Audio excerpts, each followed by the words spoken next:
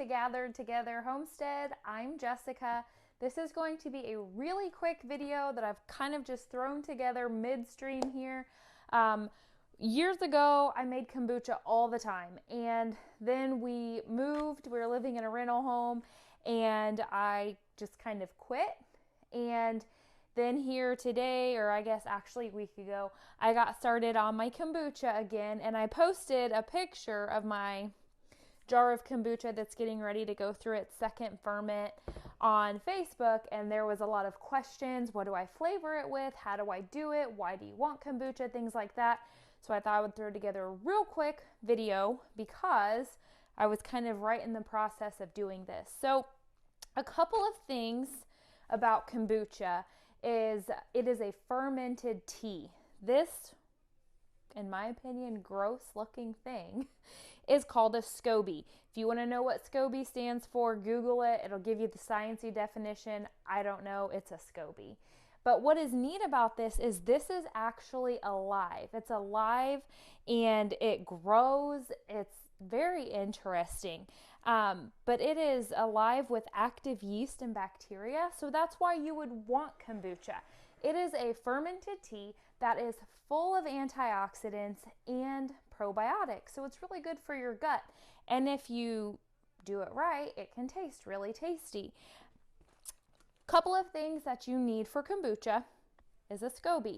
If you have somebody that you know that makes kombucha, you can get a part of their SCOBY because it does grow each time. If not, you can make your own SCOBY by buying an I think it's original, I would say unflavored, but an original already made kombucha from the grocery store. Or you can, I think you can probably purchase SCOBYs. But I started from a friend, and this is what I have. I have my little Ziploc bag full of all of my kombucha stuff. I literally wrote down step by step from her what to do because I was so overwhelmed. Like, this thing is alive and I have to keep it alive. And I was like, oh, I am bound to mess this up. But in reality, it is so simple, guys. So this is I would say you want to have 2 jars like this. This is my one that I brew in, but then when I start my next batch, I usually switch it over to another jar that's clean this one, and then they kind of keep going back. So the main key to this is cleanliness. You want to make sure that everything is clean, but also free of soaps or detergent. So you want to wash your hands, but make sure you rinse them well. You want to wash your equipment, make sure you rinse it well, because if you leave behind soaps, it can kill your SCOBY, because remember, this is alive. So step 1, get your SCOBY. Or actually, step 2, you probably want to make sure you have some jars. Get your SCOBY, and then you start brewing some tea. It's very simple. So I get out my little pot here. I add in 1 cup of sugar, get it on the stove, heat it, make sure it gets nice and mixed in, and then I add my tea. Now you can do black tea, you can do green tea, you can do a mix. I've seen a lot of people do different things. My friend that taught me how to do this does a mix. So she does 3 black tea bags and 5 green tea bags. I've adjusted that based on what I have on hand. If I only have black or only have green or one or the other, whatever, I still just make sure I have enough tea to put it in there, and you let it brew. And then I will kind of squeeze off my tea bags here. This is, again, with my 1 cup of sugar, and it's already been dissolved. And the other thing is room temperature. So when you brew your tea, you've got to make sure that you allow time for this to cool. So you've got your SCOBY, you've got your jars, you brew your tea, you add your cup of sugar in there, and then you need to let this cool. Don't put it in there hot. It will ruin your SCOBY. So mine has been sitting for hours. It's definitely cooled down. I have found, since I am pretty messy, I like to have something with a spout. Otherwise, I'll make a mess. Pardon my kitchen here. Today was a snow day. We got like 6 inches of snow day before yesterday.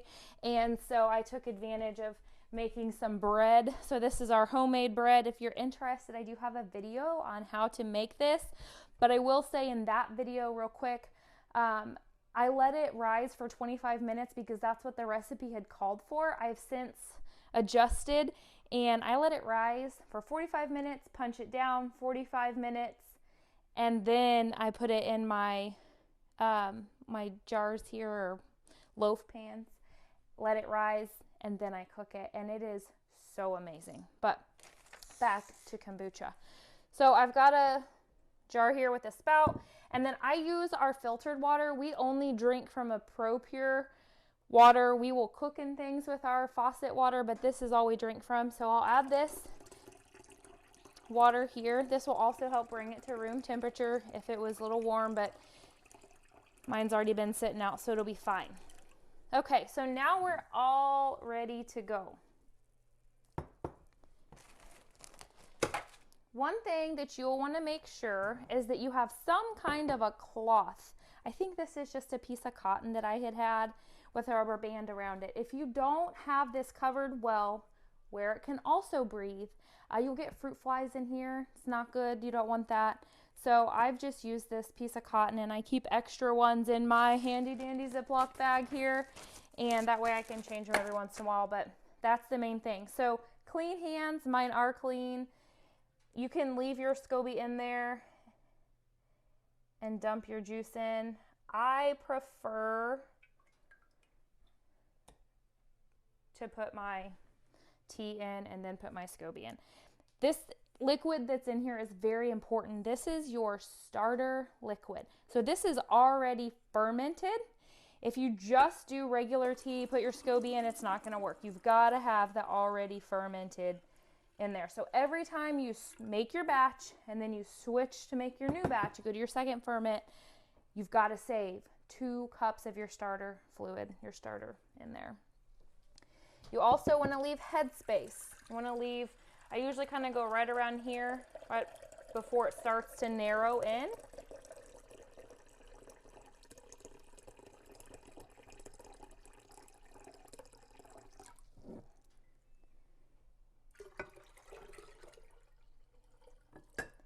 There's not a huge science to this.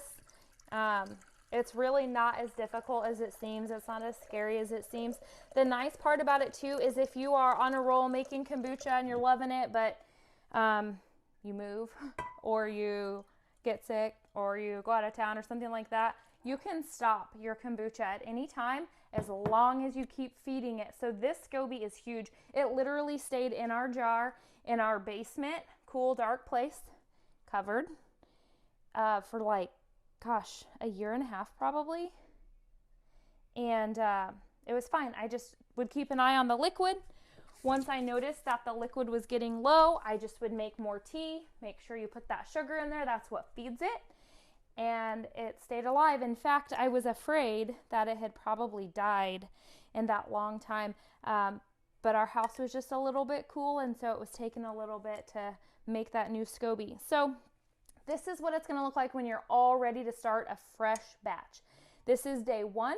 You'll let this ferment for, see, my notes say I usually do about 7, but I think she says it can go 7 weeks. It says no more than 2 weeks, I think. Yeah,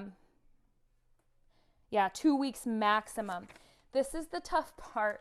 Once you've let it ferment for 7 days, which you want this to be in kind of a cool, dark place. Don't put it up in the window. In my photo, my jar was sitting in the window. That was only for photo purposes.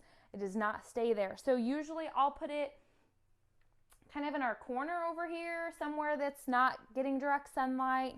But this is going to ferment for 7 days. And then I grab a straw. This is the tough part for me. I don't know why, but this smells very vinegary. It's the yeast in it. And that's not appealing, and I have to try it. And every time I stick this straw in there and try it, it's totally fine. But I probably stand here for a good 30 seconds trying to talk myself into this. It tastes fine. What you're looking for when you taste it is it should taste like a tea, but it should not taste like a sweet tea. Now remember, we put a cup of sugar in that tea. That sugar is going to be consumed by the SCOBY. You're not actually consuming that. That's the SCOBY food. It's like a little fish. You're giving it its fish food. So what's going to happen here is this SCOBY here is alive. I just pulled it from this one because I don't need a huge piece of SCOBY in there. I just need a part.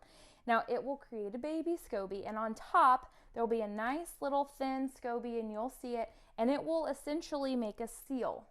So you'll break that seal with your straw, give it a test. Should taste like tea, but not sweet. If you let it go a little long, it will taste more vinegary, more fermented. Some people drink their kombucha just like that. I don't want to. I really want it to have like a nice fruity flavor because that's what I like. That's what my husband likes. And you can do that a couple of different ways. You can go to the frozen food section of your grocery store, pick up those wonderful mixed fruit, and you can puree it and do that. You can do fresh fruit. I have done both. This time I decided to do something different. This time I bought this kind of on the more natural side fruit juice. I didn't want something that was all from concentrate and a bunch of added sugar and all that kind of thing. So I looked at the ingredients of this one. This is the Simply Nutritious Morning Blend. Filtered water. I'm reading the ingredients here.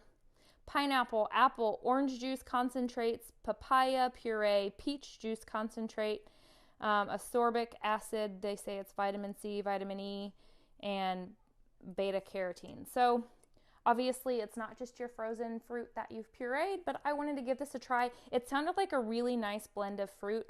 So then I'm going to go to my second ferment. Now that this has been 7 to 10 days, I've tested it, ready to go. I'm going to leave that 2 cups of starter fluid in there, and then I'm going to use all of the remaining and put it in jars. Now for me, generally I have glass juice jars that I'll line up on the counter. I'll put just like a couple of tablespoons, just kind of that much at the bottom of my fruit puree. This time, I don't know what we did with those juice jars we had moved. I think I gave them to somebody. I had this half-gallon mason jar, perfect. So I just added some of this juice. I think I went to like that far. If you want more fruit juice flavor, you can add more. I just went to that number 2 on here, so just kind of a good little amount in the bottom. And then I filled it with my tea, and I'm going to put it in a cool, dark place. This one's actually going to go under my cabinet. Reason being is I just want to make sure it's in a dark place. This second ferment. So what this second ferment is going to do is it's going to flavor it, but it's also going to add a bubbly to it. So it's going to make it seem like a little bit carbonated, which we like as well. If you didn't care about the carbonation at all, you could always just add the flavor right out of your tea here and call it good. We like the bubbly, so I add it in here, and it will stay in here depending on the heat of the house, somewhere between, I don't know, 3-5 days. It doesn't take too terribly long. Let's see, what did I write on here? 2 to 7 days. I think generally mine are 3 to 5. While my house is warmer right now, it may take less. When it's colder, it might take more, but you just got to kind of look. You'll see the bubbles at the top. You'll notice that it's ready to go. And then once you do that, it goes in the fridge. From that point on, it's fridge. This extra SCOBY here, I don't know what I'm going to do with that yet. I don't need it, but that's kind of all about making your kombucha. I have heard that you can give your SCOBY to your chickens. I'm going to verify that before I just go feed that off to my animals, but that was one thing I was told. So keep things clean, free of detergents and soaps. Don't fret, it's not that hard. And flavor it how you want to. That's the fun part. We've done like mixed berry and cherry, and my favorite is a peach. So that's why I went with this one, because it had the peach and the papaya and the mango and all of that. So if you have like fruit trees or something, you can always use the fresh fruit. It's a lot of fun. Just flavor it how you want. Watch this. It's so neat how it creates its baby little SCOBY. I kind of ran through this really quick. If you have any questions, please don't hesitate to comment. I'm happy to answer anything that I may have missed or went through too fast, but please do subscribe to our channel. Give us a thumbs up if you're liking the content we're posting, and enjoy your kombucha making.